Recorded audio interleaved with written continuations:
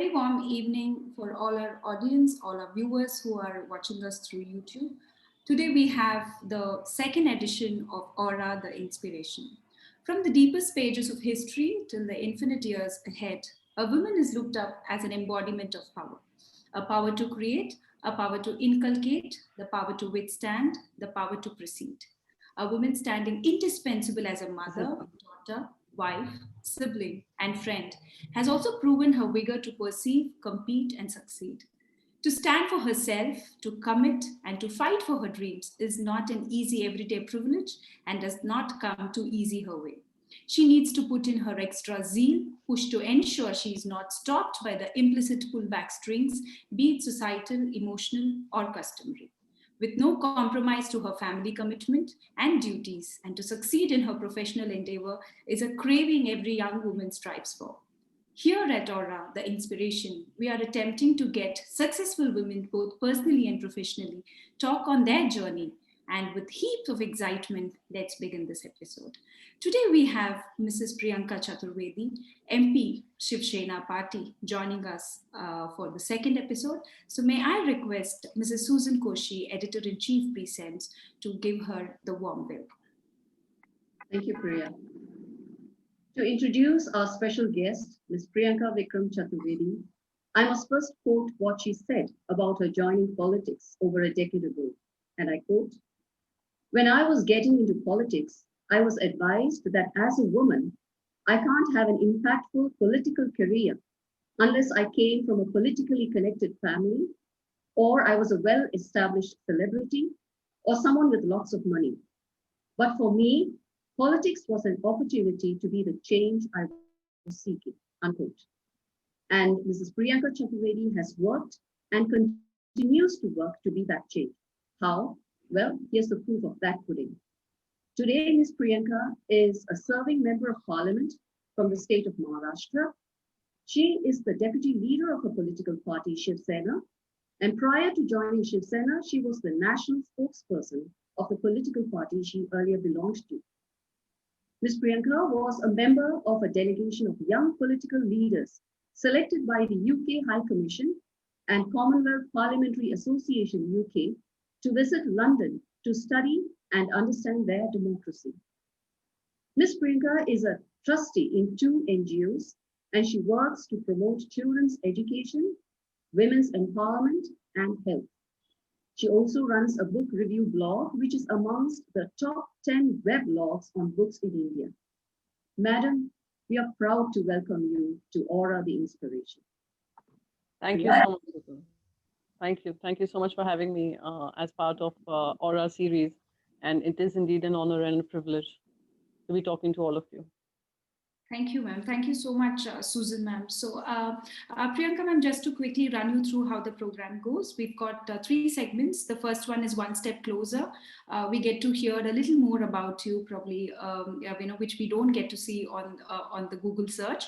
And the second is Tides and Rides, where we get to hear about the challenges you have faced and the successful remedies which you have encountered during at that point in time. And the third is Impression Intense, which you're going to give us your ideas, your kind advices for young women who are striving to, strike a balance between their profession and their personal life.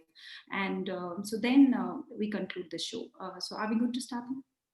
Yes. So should I begin talking or there'll be questions asked of me? I will just keep asking you questions in each of the segments. So once the segment is over, sure. We are running to the second segment. So to begin with, we are one step closer. The Great. first segment. If you could quickly tell us about your family, ma'am, the members of your family. My family, okay, if I begin from ever since I was a kid, I was the third child born to a family which had moved from a small town in Uttar Pradesh, my mother and father, with the idea of giving a better life to their own selves and to the children that they would give birth to and probably give them more opportunities. I have a younger sister after me and a brother as well. So we have a big family of five. Since we came from a small town in Mathura, we had this idea of girls getting married early. By the time they turn 13 or 18, before they turn 18, I resisted that a lot, and I requested my father, who when I was studying that the least I think I should do is at least my graduation before marriage happens. So marriage happened the day I turned 21. I have been blissfully married to my husband, who has seen my ups and downs, and we've of course had quarrels, etc. We've had very tense moments. We've had moments of not talking to each other for months on end for the choices I was making. I have two children. My son is 17. He gives his 12th this year, and my daughter is in grade 8. She is 13-year-old, and I live here in the city of Mumbai with the four amongst my children and my husband. And I keep traveling to Delhi whenever session Parliament has a session. They've just cancelled the winter session, so I've attended only one monsoon session as of now, but hope to contribute actively. Beautiful. And this is Priyanka Chaturvedi, ma'am, who's now going to let us know the best of her side and give us all her experiences and advices to be a successful woman, both professionally and personally. So, ma'am, from a VJ to getting into politics, like I know VJ for a brief period of time, and then getting into politics, and that to politics, which is like completely men centric, and with no political background. And how did all this happen? So, Priyadashini, I was not a VJ, though I was with a music channel. I was working at the back end, and I was trying to ensure that all our VJs were slotted at the right hour and that tapes played at the right hour, because it used to be uplinked from Hong Kong. And this is what I used to do. But yes, when I began in politics, that was not something that was part of my, my story at that point in time when I was young. But I think 26/11 terror attack in Mumbai changed me quite a bit. It just moved me no end. When I saw the non-stop coverage and I saw so many people of the city trying to save their lives, and there was this attack which I think the world had seen for the first time. And that made me rethink about my own life. I had two children already. My daughter was very young, and I was seeing the events unfold. My husband was at the Mumbai airport. He was returning from Bangalore, and that kind of impacted me a lot. And there were some, attacks that happened near the airport too. That kind of changed my course in life, and I decided that as a citizen and a conscious citizen of a city I totally, absolutely love, I need to reach out and do my bit.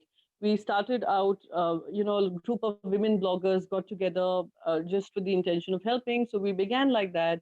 And at that point in time, I think from then on, I decided, after helping, handholding a few families, I decided that I had to make this a long-term thing, because when even one individual steps in to help, I always used to believe, and I was always very cynical, that what can I do as an individual?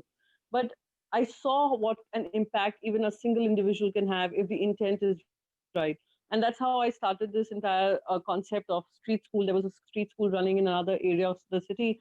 I decided I'll follow the same concept, and we began with 6 students who were coming there. It went on to have over 300 students, where we were providing them education free of cost. And if they were not up for, the formal education, we used to skill them up. And that is how I thought that if I joined politics, it would, take this platform to another level, where I could have a similar concept across the city, across the state, and perhaps across the nation one day, where we can get all our children enrolled in schools, or if they're not enrolled in schools, we at least skill them up for them to be able to, get money, feel empowered, rather than having to take guns, etc., or be misled by a whole set of people. And that is how it began, and that is how my journey into the political space began. But it is a huge difference when you're into social activism, when you're into helping people out and outreach. There you get more people who join you and who want to participate with you. But the minute you join politics, somehow people start looking at you suspiciously. Somehow overnight, Priyanka Chaturvedi, from someone who is a social activist to joining politics, when they used to meet me, they used to meet me with the intention like, is she trying to push her own political career forward? But there was no change in Priyanka Chaturvedi. Priyanka Chaturvedi's intent then, now, and in the future is going to be the same. My thought process then, now, in the future is going to stay the same. So there are some issues where I believe there can be no compromise. There are some issues where I believe that I need to stand up, and I need to kind of show the path ahead, even for my own children, that fighting for yourself, fighting for your dignity, fighting for your self-respect is not a tradable commodity, but you have to ensure that you just don't give up in your journey, something that you've begun with the intention of being able to reach out and help through policy intervention, through your own work. So that is what began my journey in politics. And today here I am. I am a member of the parliament. And I hope that through my interventions in the parliament, my suggestions in the parliament, which will be accepted in good faith, our politics is outside the parliament, where you come from political parties, you have certain ideas, but when you are inside the precinct of the parliament, your only duty should be to strengthen the nation and strengthen its people. And that is what democracy is. And if I see my government going wrong, I think it is my duty to tell my government where it goes wrong. If my government is coming up with a policy which supports the people of this country, then I stand in support of the government. And this is how it should be. Our politics can continue, but once you are in the precincts of the parliament, your only aim should be to better our governance model and to better our nation's future. Absolutely. We have also seen your candid standards, your stands which you have taken when there was a necessity. And well, we'll talk about it in a little due course. And how did your family respond to it, ma'am, when you wanted to get into politics? Okay, if I was to react, I'd say that they were like, "Oh my God, what are you getting into?" It took years of convincing my in-laws. They were still not convinced with the idea that you have a daughter-in-law who's giving up her work, her career, etc., to follow a political career, which probably, for any woman who gets into politics, for that matter, male, they don't know where their journey will take them, or how far they will go, or how soon their careers would end. And maybe when they feel their career is at the rock bottom, that's when they hit jackpot, or maybe they move ahead in life. So it's a very uncertain journey, a very unpredictable journey. Those who come from those families, from political families, they're better prepared. They've seen someone in their house who's seen something like this.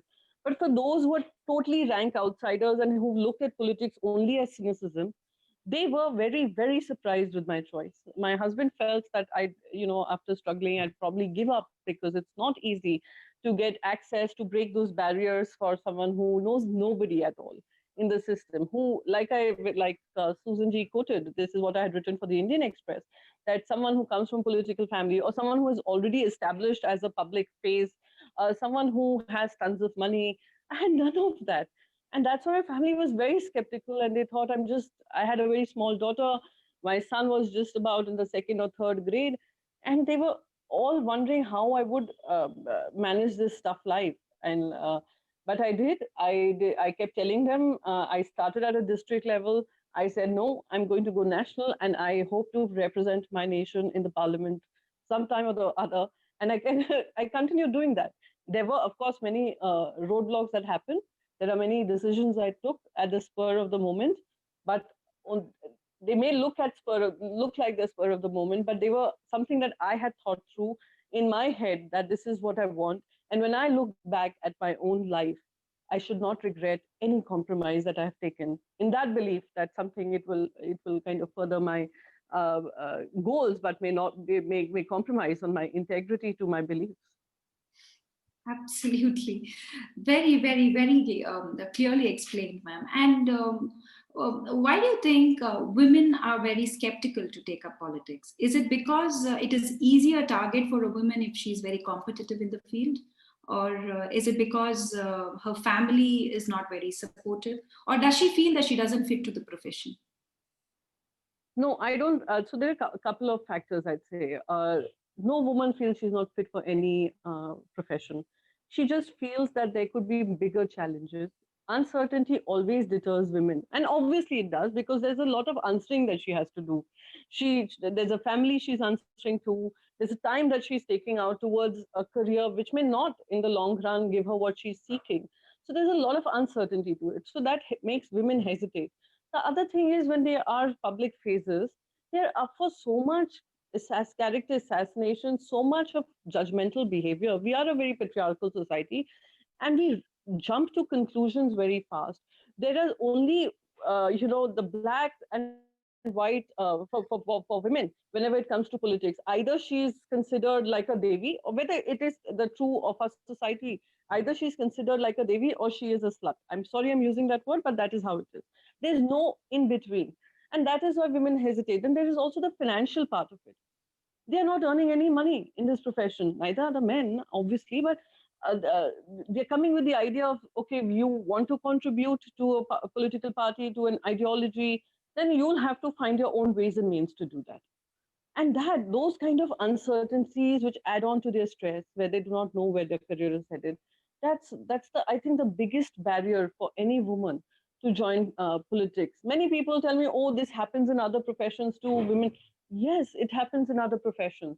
However, it is extremely, I would say, obvious in the political space and political arena. It becomes difficult for women to make that choice or stay committed to that choice, simply because there is a lot of uncertainty and there's a lot of answering that they have to do within their systems, within their society.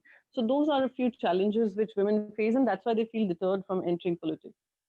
And ma'am, so now that we understand it is a very challenging profession. You know, it is a very demanding profession. As a middle class woman, so for somebody who wants to take up politics, what is the advice you want to give to them and to their family? Firstly, I'll tell their family members just one thing, that treating politics with contempt and politicians with extra contempt, I think is a very wrong, unhealthy attitude to have. Because till we do not start building those bridges of trust, there's always going to be trust deficit, and there'll always be two sections of this country where there is this government which wants to do good, but there is a society which holds them in utter contempt. We have to bridge that gap, and that can only happen when families support uh, women or men who want to enter political careers. The mindset of people who enter politics also needs to change from, oh, if we enter this profession, hum mala mal ho jayenge if I get something. No, it is changing rather. In fact, it is. We have many competent people coming forward and choosing politics over everything else. So every middle class home, I'd like to just say one thing, and every woman who thinks that, I won't be able to do it, don't give up on that thought. If you think you have some strong ideas, you believe in your self, then don't be overawed with the system. You can make your way through the system. Just identify where you can contribute the most. Be confident and be consistent. And most importantly, don't give up. Don't give up. There is a dearth of talent even in political spaces. There is dearth of bringing in good people who can help with the policy making space. So if you can just consistently continue and have faith in yourself and have this never give up attitude, you will find your place in the system, whether organizationally or electorally. That's a choice I leave to people who wish to enter politics. But there are two ways you can contribute: organization, electoral. And how about having this 33% of women in the parliament, because you are in the parliament space now? So, what is your say on that, ma'am? Should I'm we? a strong, yes, sorry. No, no, yes, I wanted to hear from you. Yes, I'm a strong believer of having more women in the political system, and not just in the parliament, but even in political parties. Every political party, when they talk about 33% reservation, I think they do it with immense hypocrisy, and I'll tell you why. But I would keep TMC out of this right now, BJD out of this right now, because they consciously came up with giving a reservation within the party system, where they will have reserve some seats for women members to contest. That's why the numbers in the parliament have risen. For a regional party like Shiv Sena, which is actively has more women in local corporations, is also grooming more women to represent within the political party, as well as in assembly, as well as in the parliament. So we are also understanding the value of having more women aspire. They aspire to a certain level, but we would want their aspiration to rise to, from one level to another. So that's a pipeline we are also creating. But national parties who continue to talk about it and keep talking about it, oh, hum to 50% reservation chahte hain, I want to ask them, how many women do they have on their decision making bodies? How many women do they have as women presidents across, who are not part of their Mahila wing, but part of the main system? How many of them have that? So the change can only happen when political parties begin it within their system. and a 33% reservation. If political parties start having more women representation, inviting women to join politics and making space for them, then that's a natural rise in women participation in politics, like we saw in the parliament. It rose from 12% to 14% because of two political parties. So if all political parties do that, maybe we can do away with this idea of reservation. However, since it's not coming from there, we need to have a reservation system. We saw the Panchayati Raj system change. We saw what it did when the constitution was modified, and I would thank Sri Rajiv Gandhi for that he initiated a change like that. So if we begin this change, I think we can have more women voices out there who may bring a different perspective also to problems, rather than the typical solutions that we keep hearing coming from women, men. But fortunately, the analysis which we do under our initiative called Sansad Ratna Awards, women, though they are in a very minuscule percentage comparatively, they are actually excelling. They are on the top. Incidentally, 16th and the 17th Lok Sabha, with no discrimination of being a woman candidate or a male candidate.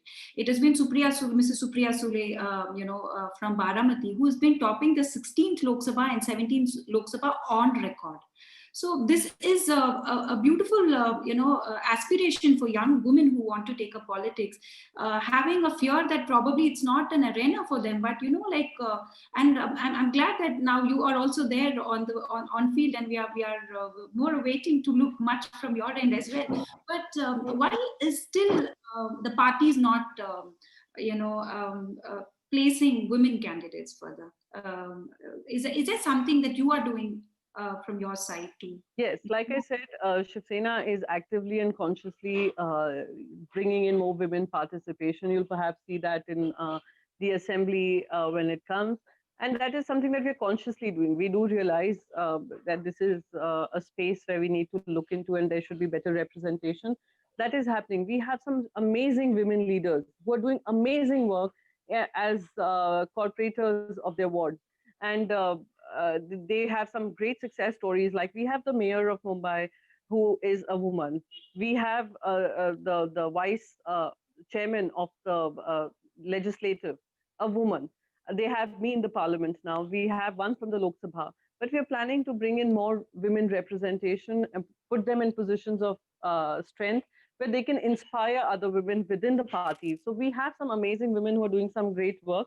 But to take them, move the next step forward is something that we're committed to. About Supriya, I just say one thing. I have seen her personal commitment. I'm fortunate enough to know her, and I must say one thing about her.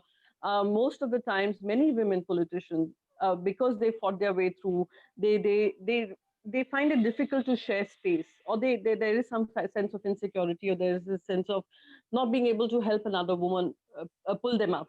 Supriya doesn't have any of that.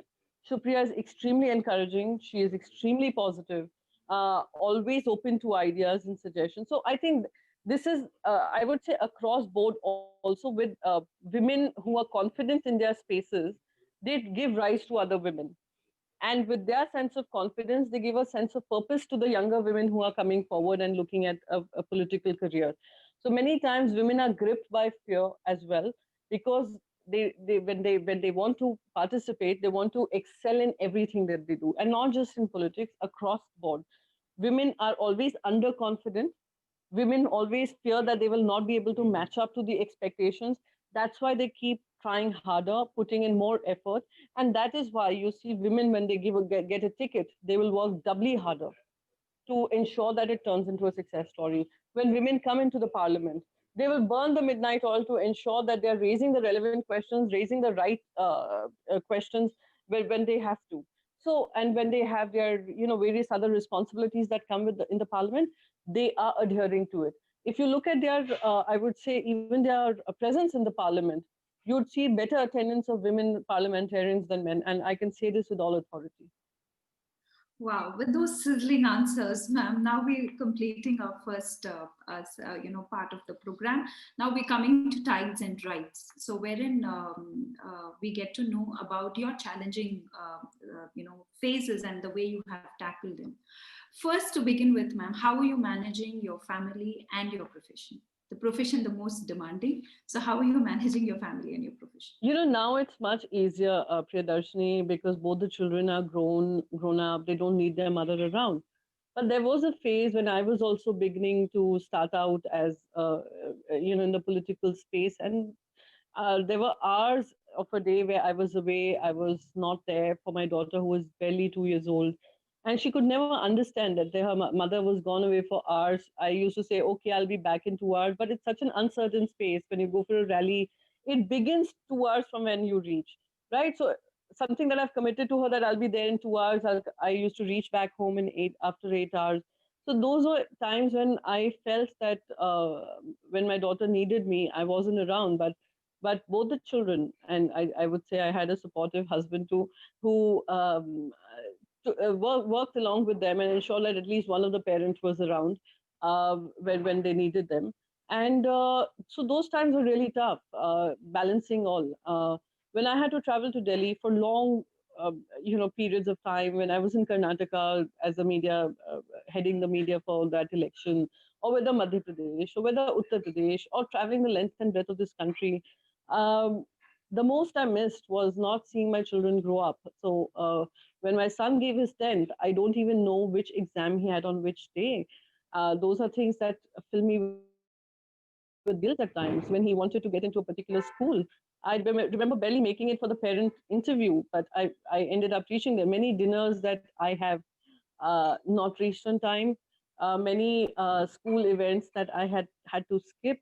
Those are things that I believe that were challenging for me.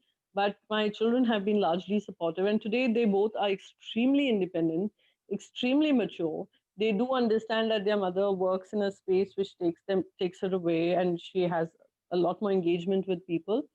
And but they've learned to manage on their own. They toughened up, they grew up, and but I can say that wherever I needed support, they were there. And today they get to see you as a successful mother, and I'm sure they're very proud of who you are I today. just hope so. They never tell me that though. Ma'am, being a lady politician and a lady leader, going for meetings, having public, contacts, and how challenging is that? Actually, it isn't. Many women have had bad incidents. Obviously, largely there were people who treated me with respect and courtesy, because I know what I bring to the table. I don't go as someone who is weak in any way. I go with that confidence that when I'm in a place, I do it with full authority and full confidence of having done my research and having been there on the basis of whatever I have read and whatever I know of that subject. Uh, but yes, there are times when some incidents or some behavior totally breaks you down. Sometimes you also start questioning your own ability at times. Then you also are faced with uncertainties as to what will happen next. Suddenly, something comes and hits you, some issue comes and hits you, and you're left grappling with it and trying to figure out how to best handle it. So those are things which I would say are the lows of a political space. But in terms of engagement, yes, I also earlier, there's just no time. Many people say, "Oh, राजनेता कोई काम ही नहीं करते हैं राजनीति में, सब अपने अपने कॉन्स्टिट्यूंसी में जाकर बैठ जाते हैं, कभी इलेक्शन के समय आते हैं." But that's not true. I have seen people, I have been working myself during COVID 24/7, 365 days, and not with the expectation of, oh, listen, you all should be filled with gratitude, but with the feeling of sense of responsibility. Uh, uh, so at times, there were times when we used to have these late evening meetings, late night meetings, people calling me at 2 a.m. Or for work, calling me at 1 a.m. or 4 a.m. sometimes. So those are times when does get a little difficult, but that's something again I got used to. But those are times when you feel that um, uh, calling at 4 a.m. and at 6 a.m. getting my children ready or trying to finish my work, etc. Those are a bit of a challenging space. And what are the prerequisites for being a good politician, like for a woman? I don't think, I mean, prerequisites, unfortunately, in India, there are no prerequisites per se. It is just about, for a politician, I just feel that there should be a sense of commitment to your work. When you are in that position in the parliament, you must remember 1.3 billion people and about 800 odd people in the, both houses of the parliament. That's where you stand, and that's where your responsibility is. And with I know this quote ever since I was a child, and it's quoted by Spider-Man, or whether it was Peter Parker, I don't remember, that with great power comes greater responsibility, or whether it was his uncle, I do not know. But we must understand this in true spirit of it, that in terms of prerequisite, I think empathy is very important. Ability to stay grounded is very important. Ability to stay connected to people and their issues is exceedingly important. And the ability to sense what people are saying, doing, expect of you. And that can only come when you have a ear that listens. You don't have a mouth which keeps speaking. So listen.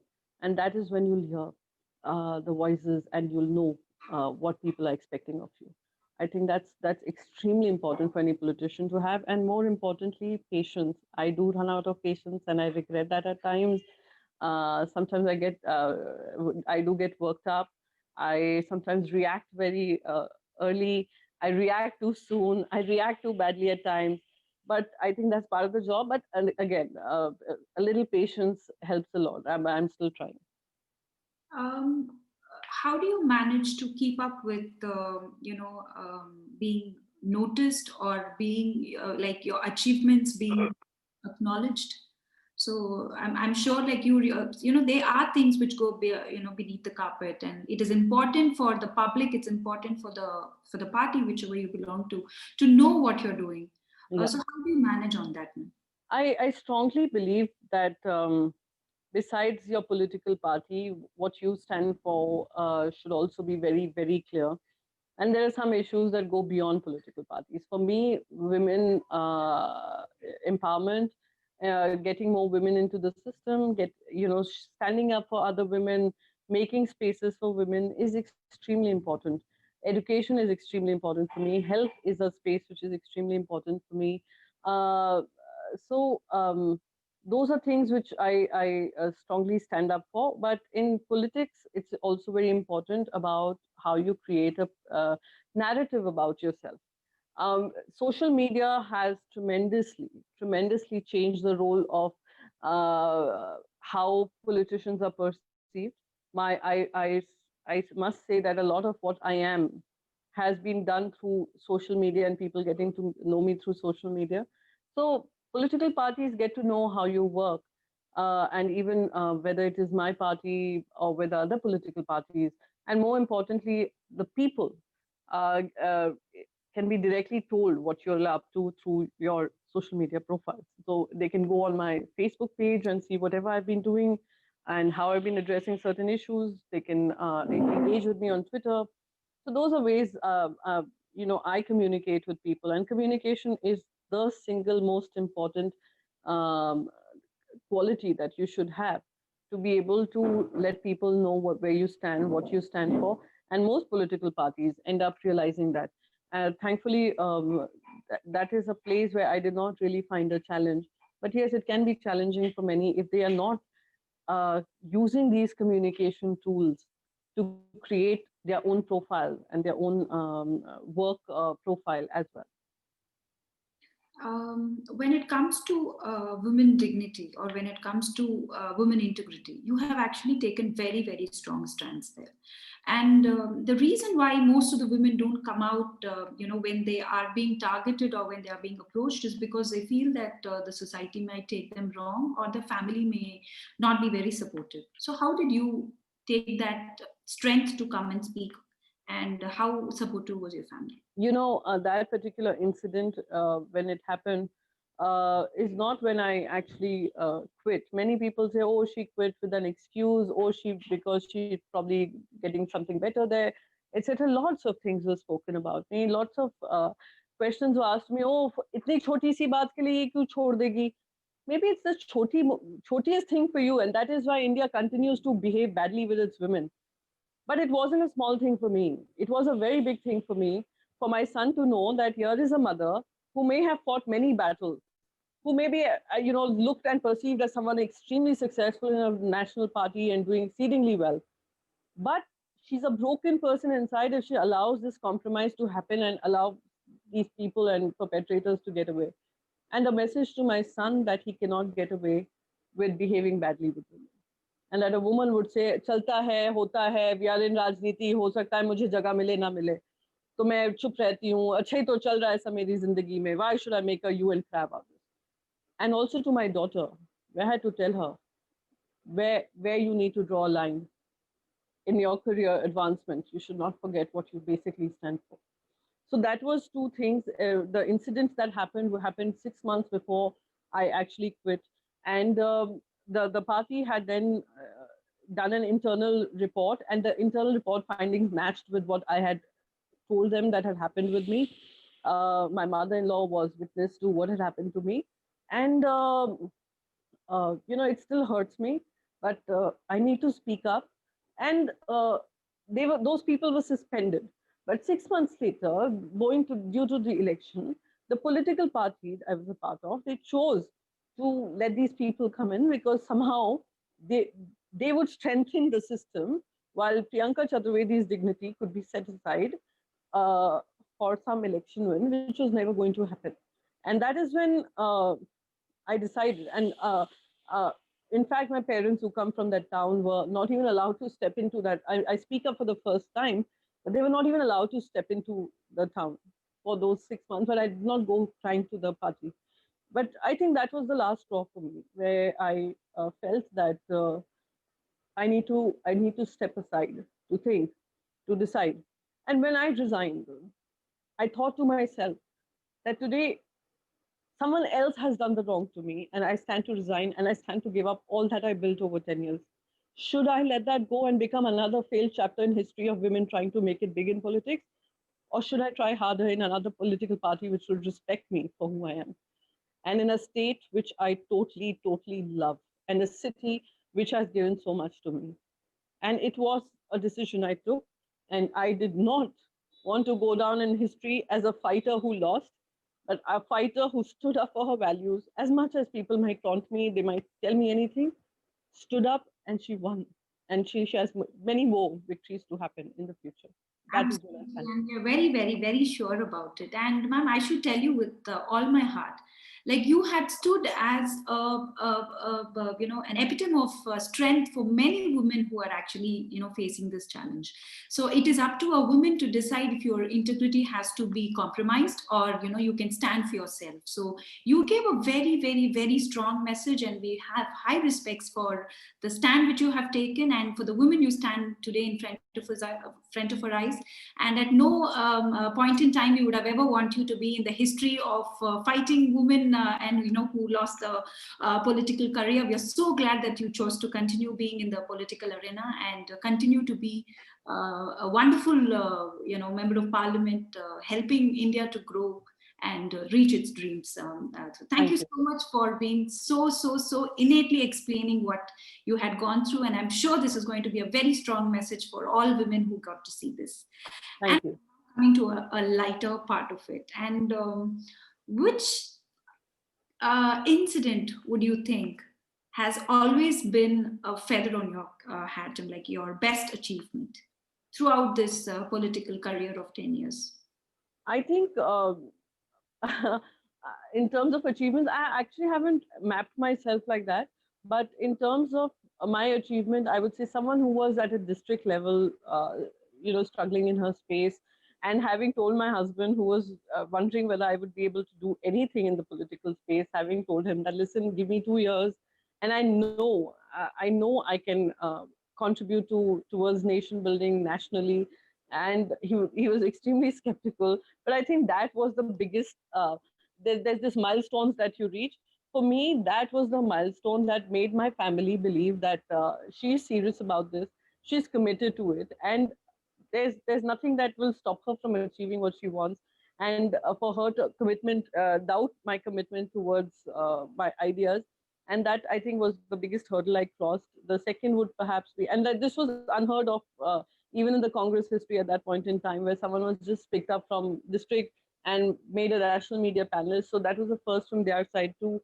So that is a significant milestone for me at a young age, to become the convener of a department which has seen some stalwarts of the Congress party to hold that position.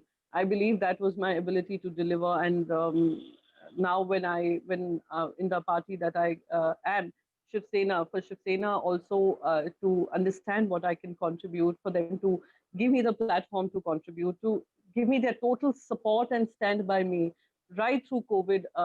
The kind of support I got from the party and how our party members went and helped out, I thought it made me achieve a lot more and understand a lot more better, which perhaps as a member of parliament, if COVID had not struck, I would not have been getting real-time lessons. Okay. Ma'am, there are a lot of women who, have this confusion. Like, I'm sure that would have had a clear understanding about being a middle class woman with no backup, and how can you, come up. There would have been emotional traumas for you where, your child wanted, but then you were not there. That self scrutiny that happens with most of the, professional women who are mothers. But I'm sure this is like a 24/7 work, and then that, that cornering yourself, feeling that self pity. How did you break that? I'm sure you would have broken for being the person whom you are today. How did you break that? So so we are very emotionally connected to each other, and I'm a very emotional person as well.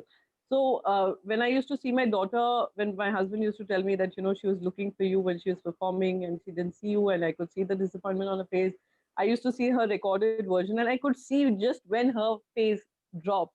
Those are moments of guilt for me. But I think my husband at that point in time, and my sisters also stepped in, and they said that, listen, the children will look up to you with a lot more respect if you continue doing what you're doing, and you will give them uh, a, I would say an attitude for life, that they have a mother who is working. Her work hours are way more demanding, but this is something, that a journey that she has started out on her own, and they would be used, they have seen your struggles, and they would not take any success lightly. So please, this is, detach yourself from this particular thing, because even when you work, even when you're away, you're instilling in them a sense of attitude, that women can work equally hard, women can equally aspire, women can equally achieve, or achieve something more than is expected of them. And that is what they will see. Let them see your struggle, and then they realize that success never comes easy. So those are things which a lot of pep talk used to go into it. And a lot of times I was assailed with self-doubts, and then my own children used to talk me out of it. So I have seen that phase also, where I'm trying to convince them, and then later on they convincing me that this is what it is, and this is what you should continue doing and keep at it. That's very beautiful. I think that's very important for any woman to, step ahead. It's that you have to set your family first before you can think about the world outside. Ma'am, today we get to see Priyanka Chaturvedi, ma'am, who's like well read. You are well prepared, and most of the debates which I get to see, you know what you're talking. Is it because of your education background, or is it because that you do a lot of research, or is it because that you read? I know you're an Audacious reader. So I'm asking you this question because women who want to get into politics, how important is for them to be understanding the concepts, and how important for them is to read? It's very important. I think reading should be the core system and core value of anyone who wants to get into political spaces, especially when you are now exposed to so much more. When you've created a profile which is extremely active on social media platforms, you should know. And most importantly, one thing that I have seen a reluctance to many people, when you believe in a particular ideology, you should be able to also read up the opposing ideology. The only reason being that in a democracy, especially in a country like India, civilizational values have been such that we are argumentative, but yet we are respectful of another point of view. So to even to understand where the other person is coming from helps tremendously in your own arguments, and forget arguments, in your own understanding of where that person is coming from. So whenever I used to even within many circles read about RSS, I continue to read about them. I read Veer Savarkarji's book as well, to understand where they came from and what their ideas were. I recently read Jugalbandi written by Vinay Sitapati, which is a brilliant book. So you need to read, you need to understand to the context, the history, the background, as well as what you have learned from that historical context to have a better point of view for the future. So your mistakes of the past cannot be repeated again. And that's how you avoid things like that. But unfortunately, we're at a phase right now where the other one side is not willing to hear the other side, and that is when you need to understand the core values of what this country's democracy has been. And it did not come after 1947. This has been the civilizational spirit of this country. So, and the cultural spirit of this country has been this. So these are things which can only come after you're open to ideas and you're willing to read. And your knowledge should always, forever, be continue to be enriched rather than sit with the belief that yes, now I must know it all, I know everything, and now I'll go argue about world affairs, I will argue about economic affairs, I'll argue about science, I'll argue about technology without knowing what I'm talking. And I think that's how you build your own credibility. And I'm sure that gives a lot of confidence in what you talk as well. We can just see that in you. And ma'am, we have done a few webinars on ethics in politics under the banner of Next Gen Political Leaders. So we would want to hear from you. Is how do you see ethics in politics, and do we really have ethics in politics? I think those value systems that you believe in, you really, really need to stand up for them. And ethical politics is when you are standing up for those core values. In India, we've been very fascinated with this concept of left-wing ideology, right-wing ideology.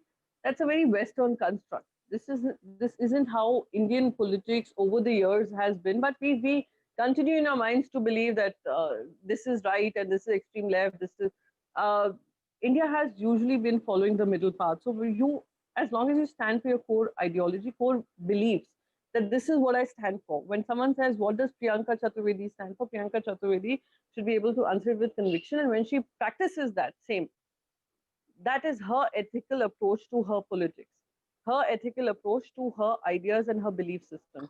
So that is extremely important. I'll tell you why it's more important is because now people, the credibility that you build, the narrative about you that is built, the perception that is built on the basis of how you are standing up for those core beliefs. So that is when I think people across political parties should understand, even as individuals, as a collective, as a group, as opposition, as those in the governance, that what do they stand for? And be able to deliver that in a free manner, in a fair manner, and in a manner which does not compromise on their value system.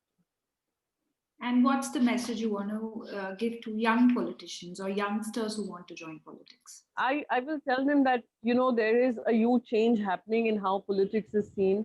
There are political parties which are willing to give space to the young. They do understand that it is the young who will be leading in sooner or later, rather sooner than later. So there's entire need of bringing in fresh blood with fresh thought, ideas which are out of the box, and those are those political parties that capture those that young blood, those young fresh minds, are the ones which will I would say govern in the times to come. So I think this is the best time for the youth to understand what political systems stand for, how political parties function.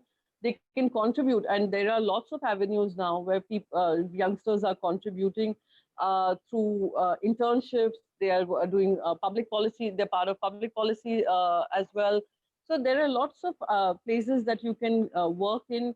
Lots of corporates also need people who understand policies, youngsters who can contribute through those systems as well, and to understand how geopolitics works, Indian politics works. So those are places where I would say youngsters now need to step up and come forward, and not come forward with the idea हमें तो कुछ मिलना ही नहीं है, हमें मिलेगा क्योंकि कल तुम्हारा है. Until you don't believe that, it is not going to happen. Come forward, stand up, and make that space for yourself.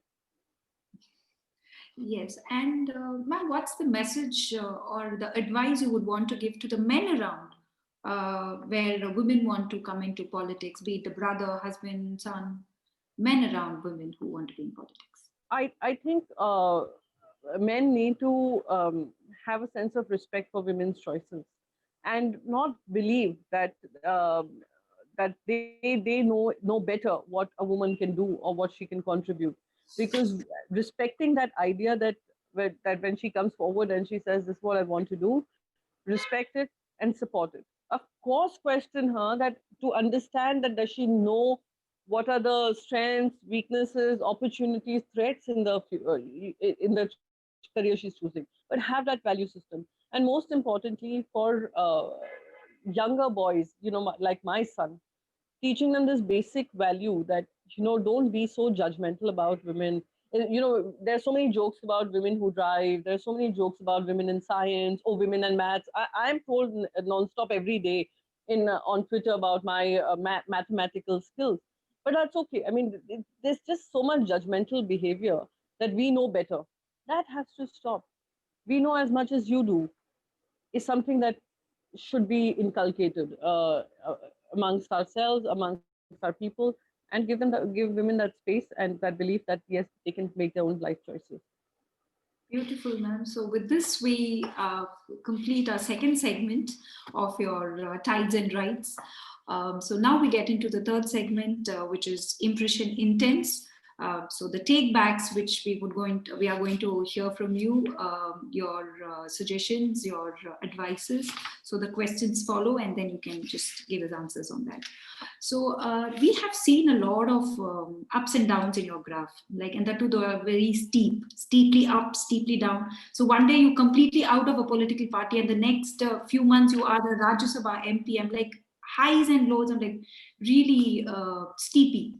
How did you maintain the cool, be it on high or on low? And from where did you draw the strength? I think my family keeps me very grounded, and that is where it comes from. So whether it's the highs or the lows, they don't affect me. You start getting affected when you're attached to positions, when you're attached to something. I'm attached to my idea system, and if it takes me on a high, great. If it takes me on a low, too bad. But that's my part of my belief system, that this is what it is. Maybe my idea does not click with people, fine, does not matter to me. But you should be sticking to your ideas, not to the positions you hold. And that, I think, makes me a little detached from events that happen around me, but people have opinions about it. And how do we draw youngsters who are like educated youngsters? It is fair for their family to fear that they will lose a lifetime if they're going to choose politics in a very young age.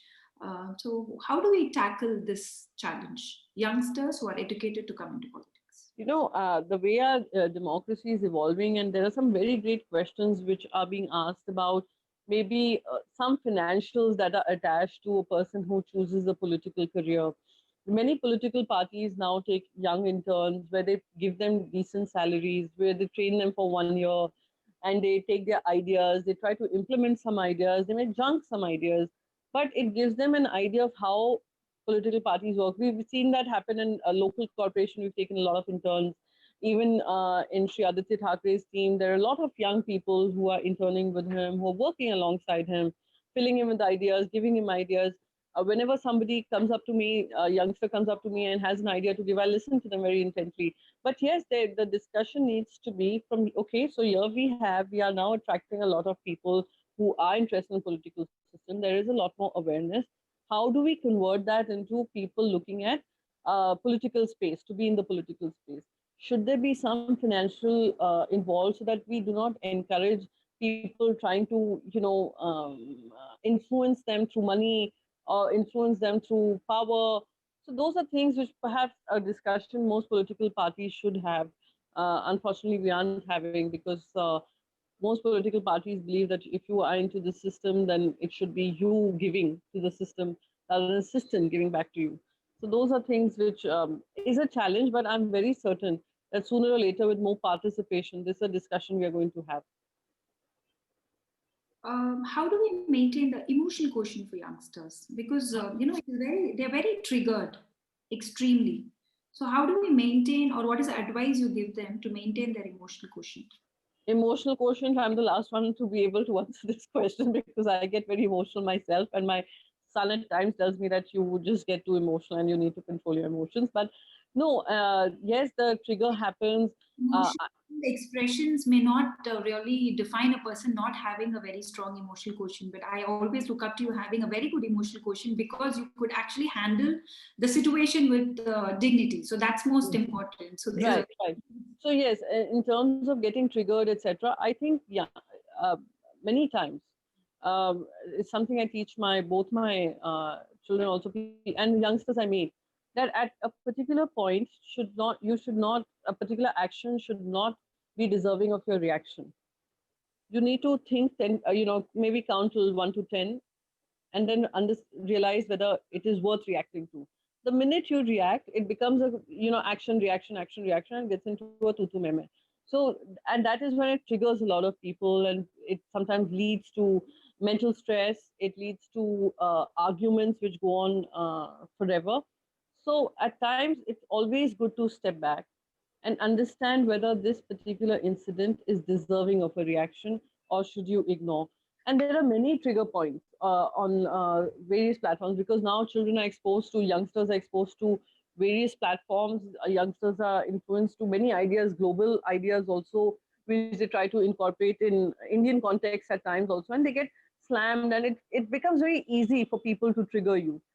So those times, maybe you disconnect from that that particular incident that is triggering you, and then only think over it whether you should be reacting immediately, instantly to something like that.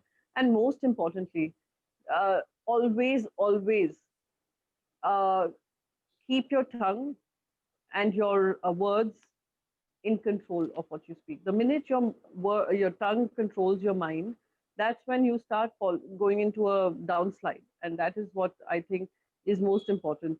Keep a calm head, and the calm head can only come when you do not offer reaction to every action that is taking place. Precisely, and nailed it right, ma'am. Actually, having a right control over your tongue is very essential. And you being the deputy leader of a party, how is it in the political arena being a woman leader? So, are you able to see that you are taken in par with the men counterpart, and are your party men being as good to you when it is compared to other men counterparts? No, no, definitely. I can definitely say that where my political party is concerned, there's a huge sense of respect for women, and there's a deep sense of understanding that what women can contribute to the system. If you look at how Shiv Sena was built, women have played a huge contribution in that.